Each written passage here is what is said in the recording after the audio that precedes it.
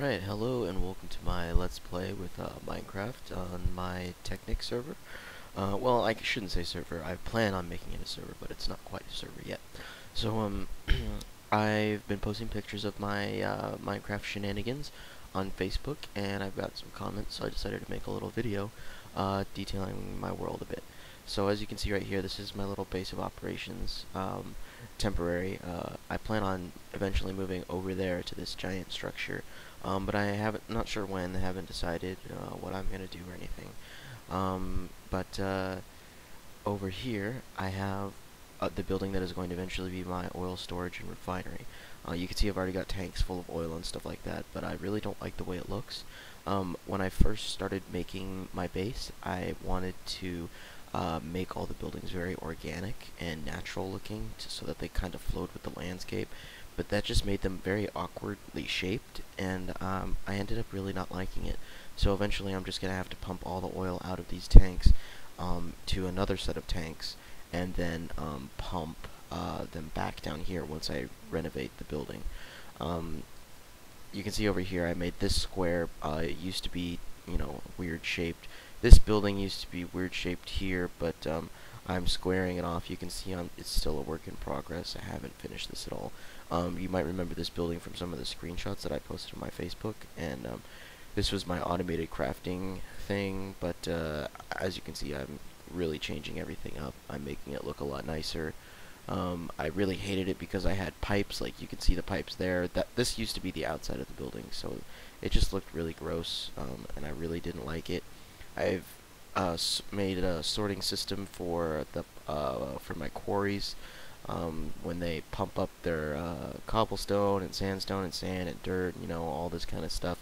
Basic supplies will come here, and then on the second floor I'm going to make the more refined, the more worthwhile stuff like the ores and things like that. And then on the third floor I'll have my Thaumcraft crystals and such. And I haven't decided if I'm going to make a fourth floor yet. I might do that to have an automated smelting system going. I don't know. I'm not quite sure how that will work yet. But over here you can see these are some examples of a building that I wanted to kind of follow the landscape with, but in the end they just didn't really work. So this is the first thing that I built. It was just a couple towers with a big suspension bridge leading to another tower that will bring you down into my kingdom, quote unquote. And I'll get to this in a second, but I have a little farm here, and eventually I'm going to wall in this whole area from the desert through the swamp, around through this jungle, half the jungle biome, through part of the taiga biome over here, and then back around. And I'll be building tons of buildings and stuff like that. This is just my main area. I really like this mountains area because I really like building my buildings up on high points. So that was pretty fun.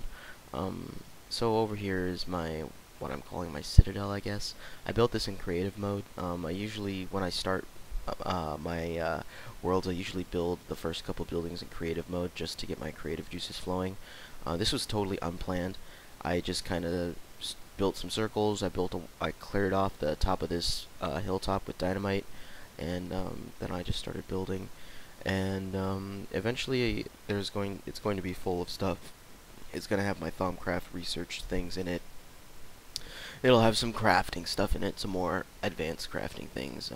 I haven't decided what exactly is going to go in there, and I filled it up with lava because there really wasn't enough room down there to build any other buildings. I didn't want monsters spawning down in there, so I just decided to say, hey, what the hell? I'll just fill it up with lava. And then up here is eventually going to be like my main headquarters, just floating up here, and be using portals to get up and back through it. But again, I haven't really decided on how I want to do it yet. I haven't really touched on any of the Thaumcraft aspects of Technic, so until then, it's just gonna have to sit around. So over here is my railcraft supply area, and you can see where I kind of cleared off part of the hillside with TNT because it was annoying and in the way. So these are coke ovens. They turn regular coal into coal coke, which burns 10 times as long as coal. And I've got the whole skeleton of this place set up with pipes that bring coal down into the top of the coke ovens. And the coal comes down into the top, and then once it is turned into coal coke, it gets pumped out of the back of the oven and into these chests. And a byproduct of the coal coke is this creosote, and creosote is used in railcraft to make the new rail beds and stuff like that for your mining carts. And then, but you have to have somewhere for the creosote to go into, so you have to have glass bottles, which will be fed through into these lower areas, and they come into the bottom of the coke oven. So I've got this whole thing pretty much self-sufficient. Once I build the second floor and put in coal and stuff like that in there, that will be pretty nice. Let's see. I could show you the oil well over here. This is the main reason why I built my base over here, is because I had this gigantic oil well just right offshore. And I think I got pretty lucky, because I think this is like a mini ocean biome right in between the mountain biome and the sandwich and the swamp biome.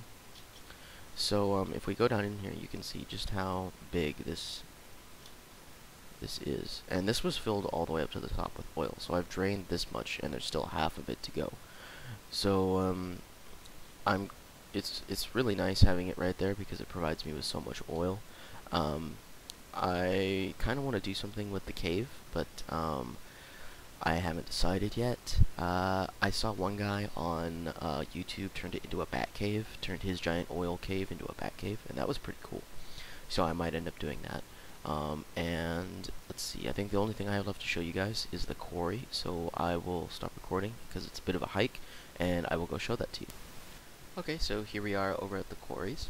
Now, I just wanted to say that don't be like me and underestimate how much material your quarries will mine out, because I ended up having a horrible time over here, because I made the quarries extremely large. This is probably 3 or maybe even 4 or 5 times as large as the basic quarry that, you put down the quarry machine, you power it, and it will put up this orange box. But it'll really only be, I think it's a 9x9 block, so it's normally only 1, 2, 3, 4, 5, 6, 7, 8, 9.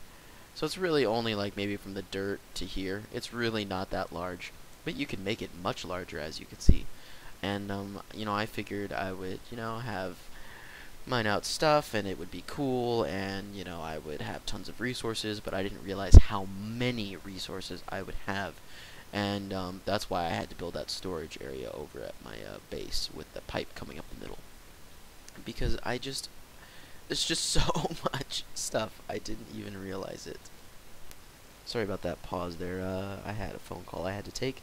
So, anyway, where was I?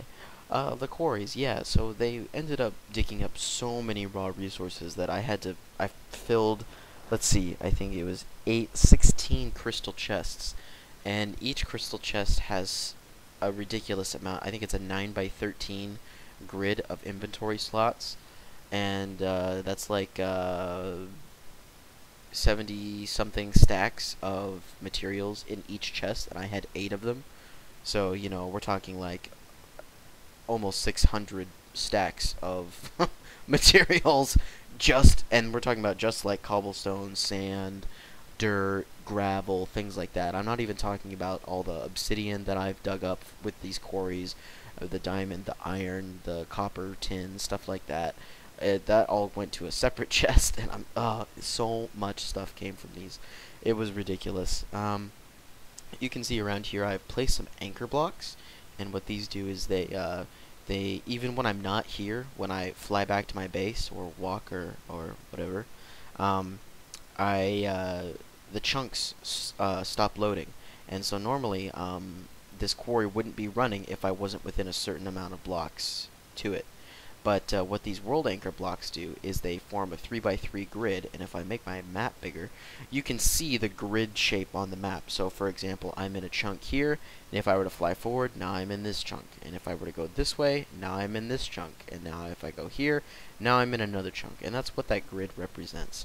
And so what the world anchors do is they form a 3x3 grid in the chunks, and they make those chunks load even when you're not there.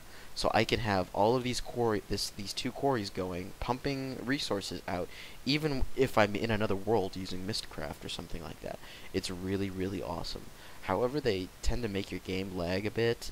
As you can kind of tell, my frame rate's dropping. You know, it dropped down to like 10 or 9. There it goes again. So, you know, use them with caution. I ended up placing way too many at first, and then I realized that I could turn on the chunk grid in the map, and that made it a lot easier to tell where to put the anchor blocks. So I think that just about wraps it up. I've showed you guys just about everything. Oh, there is one thing I forgot to mention. So way over here, you can see some waypoints. Let me fly up a bit so you can see them a bit clearer. These are the only other oil geysers I've managed to find. And you remember earlier when I said that a meter here means 1 block? So these oil wells are over 800 blocks away. And that is really, really too bad for me, because there was an oil well here which I used to power combustion engines, but once that ran dry, I really don't want to have to pump fuel all the way out here along these pipes to these engines, so I ended up using coal with steam engines instead of having to pipe fuel out. But that's really the only other coal that I have, so, excuse me, the only other oil wells that I've been able to find. So if I ever do run out of oil, and I have a ton, so I'm not really too concerned, but it just kind of sucks if that, you know, that one day I do eventually run out of oil. Wait, is there some over here? No. Um, if that one day when I do eventually refine all my oil and turn it into fuel and then use up all the fuel, I'm gonna have to go on a adventure, a wild and dangerous adventure into the mist, and find some oil wells to fuel my horribly environmental affecting machines. And if you're wondering why there's water in my quarries, well, they were naturally occurring pools. You can see there was one here, and there was one here and here in the quarries when they started digging. And so as they dug out the quarries, the water just kind of spread, and now it's filled up the quarries completely.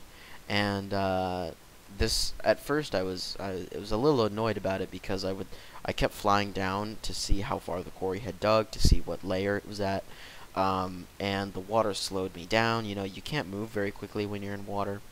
But it turned out to be a really, really great idea, because as you can see, this dark strip going along here is obsidian, and the reason, and there's gold there too.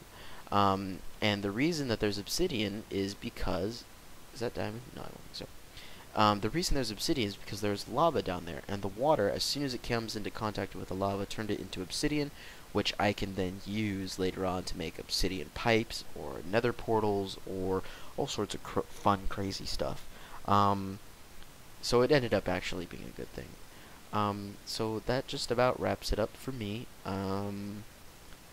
I will definitely make another video when I finish renovating my base and making it look pretty, because I hate the way it looks right now. I may also make another video when I go adventuring off into other worlds, like when I first step into the Nether, or if once I start my Thaumcraft production line inside another world, because I don't want to taint the shit out of the overworld. So I may end up doing that, and until then, thanks for watching, and I'll see you later.